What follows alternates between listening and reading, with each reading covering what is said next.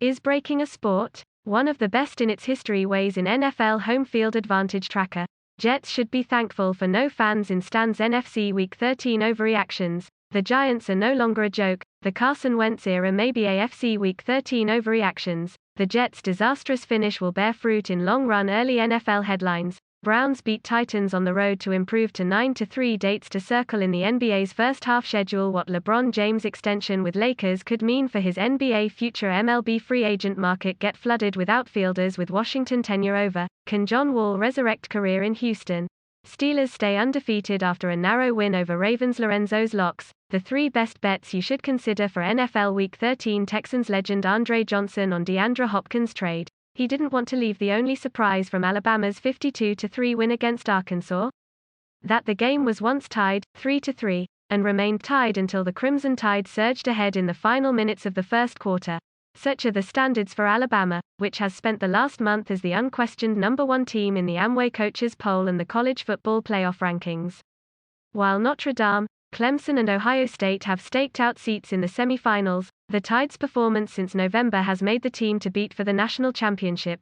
Arkansas is undoubtedly improved under first-year coach Sam Pittman, who inherited a disaster area from former coach Chad Morris but has quickly turned the Razorbacks into a middle-of-the-pack contender in the SEC. But the program is miles off the pace set by Alabama. After an 84-yard punt return by star wide receiver Devonta Smith broke the tie with 2:36 left in the first quarter, the Tide would score 28 points in the second, head into halftime ahead 38-3 and cruise to another lopsided win to remain unbeaten heading into next weekend's SEC championship game against Florida. Running back Najee Harris ran for 46 yards and 2 touchdowns, backup Brian Robinson added 54 yards and 3 scores, and quarterback Mac Jones completed 83% of his attempts for 208 yards. Alabama can make a strong case for having college football's best quarterback, running back and wide receiver. Saturday's win included another impenetrable performance from the Alabama defense. Since winning a 63-48 shootout against Mississippi on October 10, the Tide have held 6 of 7 opponents to 17 or fewer points and allowed just 2.9 yards per carry. Here are the rest of Saturday's winners and losers in college football. After a sluggish start against Illinois, Northwestern focused on its running game and took control early in the second quarter of a 28-10 win. The Wildcats finished with 411 yards on 58 carries after failing to crack the 150-yard mark or average more than 3.9 yards per carry in each of the past 5 games, including a paltry 63 yards on 37 carries in a 29-20 loss to Michigan State on November 28. After finishing last in the West Division in 2019, Northwestern will next meet Ohio State for the Big Ten Championship. With lowly Vanderbilt up next to end the regular season, the Bulldogs essentially clinched a New Year's Six bowl berth by beating Missouri 49-14. For the Tigers, who scored a combined 91 points in the past 2 weeks, the loss snapped a 3-game winning streak under first-year coach Eli Drinkwitz. After losing last month to rival Florida to give the Gators control of the East Division, Georgia has reversed its offensive woes by turning to former Southern California transfer JT Daniels, who has thrown for 839 yards and 9 scores in his 3 games as the starter.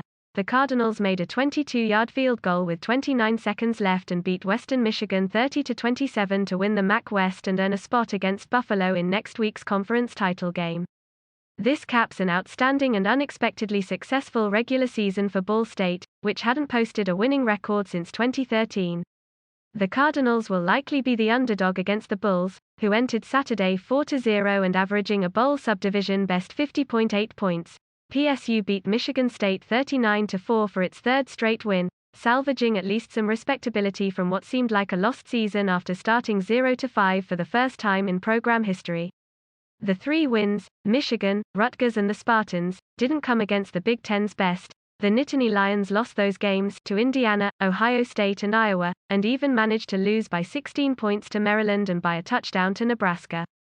Still, reversing the losing streak will send Penn State into the offseason on a high note. The Cornhuskers faced a Minnesota team that hadn't played in 3 weeks and was down dozens of players and still managed to lose 24-17, erasing any of the positivity coming out of last week's win against Purdue and raising another round of questions about the program's growth under third-year coach Scott Frost.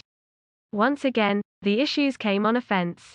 The Nebraska defense has been good. Actually, The Cornhuskers averaged just 3.8 yards per pass attempt. Needing a win to have any chance at winning the Pac-12 South and reach the conference championship game, Colorado was dominated in the second half and suffered its first defeat under coach Karl Dorrell, losing 38-21 to Utah.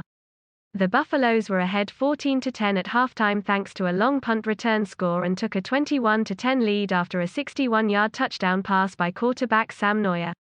But the Utes scored 28 unanswered points to even its record at 2-2. Despite the disappointing loss, Colorado will finish the regular season at 4-1, marking a solid start for Dorrell.